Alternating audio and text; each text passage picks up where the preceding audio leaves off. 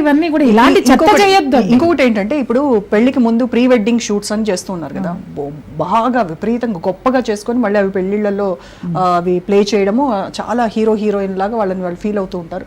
Okay fine, కానీ ఈ pre wedding council అనేది ఒకటి చాలా ముఖ్యమేమో. ఎగ్జాక్ట్లీ, నేను కొన్ని సంవత్సరాల నుంచి మొత్తుకున్నాను. అది పెళ్లి చేసుకునేటువంటి వాళ్ళకి, వాళ్ళ పేరెంట్స్ కి, అబ్బాయి పేరెంట్స్ కి, అమ్మాయి పేరెంట్స్ కి అందరికి ఈ ప్రీ వెడ్డింగ్ కౌన్సిలింగ్ అనేది చేస్తే చాలా బెటర్ ఏమో.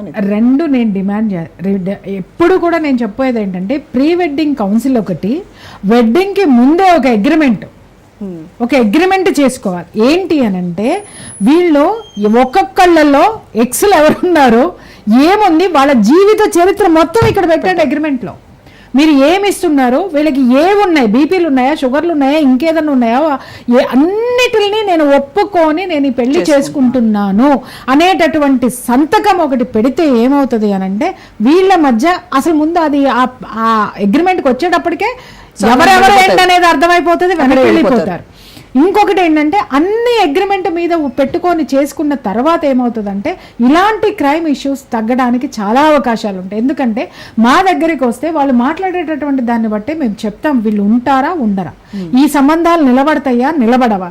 ఎట్టి పరిస్థితుల్లోనే ఇందాక నేను మీకు చెప్పాను, ఇప్పుడు అందరూ మర్డర్ చేసింది రాక్షసి అంట. అసలు ఈ అమ్మాయి యొక్క సైకాలజీని ఎవరైనా చెప్పారా మీడియాలో?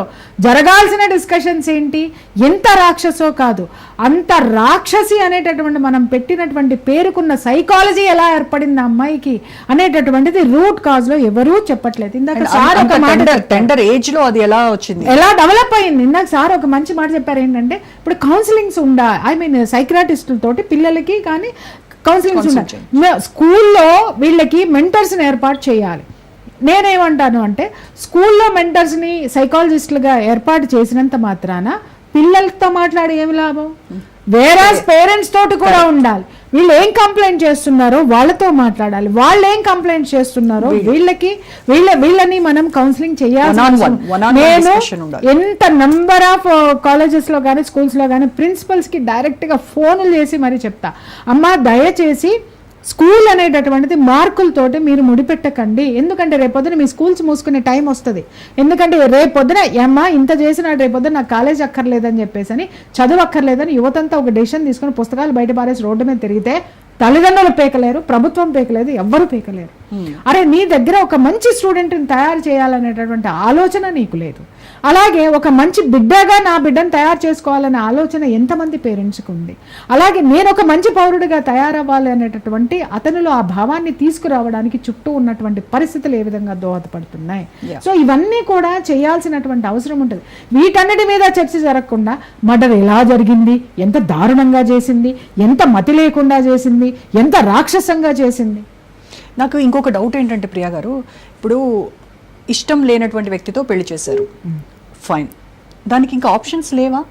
అంటే మీలాంటి ఫ్యామిలీ కౌన్సిలర్ దగ్గరికి రావచ్చు, అడ్వకేట్ని అప్రోచ్ అయ్యి డైవోర్స్ తీసుకోవచ్చు, విడిపోవచ్చు, విడాకులు తీసుకొని ఉండొచ్చు, ఎవరి లైఫ్ వాళ్ళు లీడ్ చేయొచ్చు. ఇంతటి దానికి సొంతం వాళ్ళు కన్నటువంటి పిల్లల్ని చంపేయడము, ఎవరో నీతో జీవితం పంచుకుందామని వచ్చినటువంటి పెళ్లి కొడుకుని, అన్యం పుణ్యం ఎరిగినటువంటి పెళ్లి కొడుకు అతన్ని తీసుకెళ్లి హనీమూన్ పేరుతో తీసుకెళ్లి మర్డర్ చేయడం, ఇవన్నీ ఎందుకు? అంటే ఇక్కడ మీకు ఒక విషయం చెప్పాలమ్మా, ఒక మనిషి ఒక మర్డర్ చేస్తున్నాడు అనంటే ఆ టెండెన్సీ ఎక్కడి నుంచి వచ్చిందనేది ఇందాక ఒకటి మనం మాట్లాడుకున్నాం. అలాగే మల్టిపుల్ డిజార్డర్స్ ఉంటాయి మనిషిలో.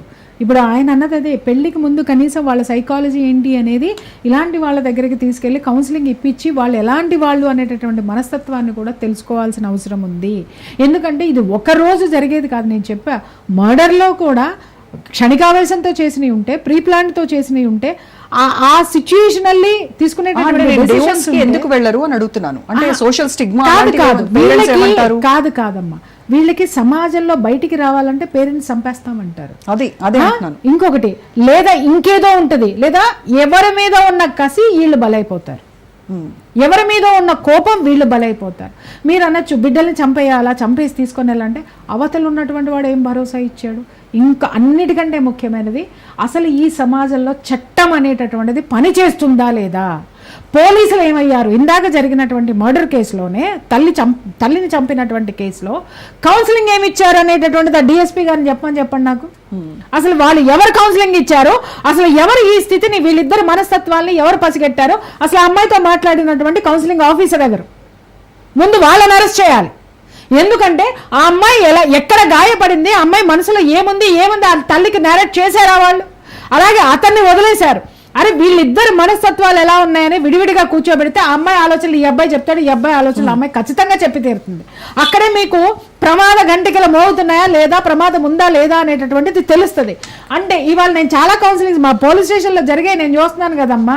ఎంత అంటే ఎదుటాడు చెప్పేది ఏంటంటే వీళ్ళకి ఒక అసహనం ఉంటుంది లోపల ఆఫీసర్లకి. ఎందుకంటే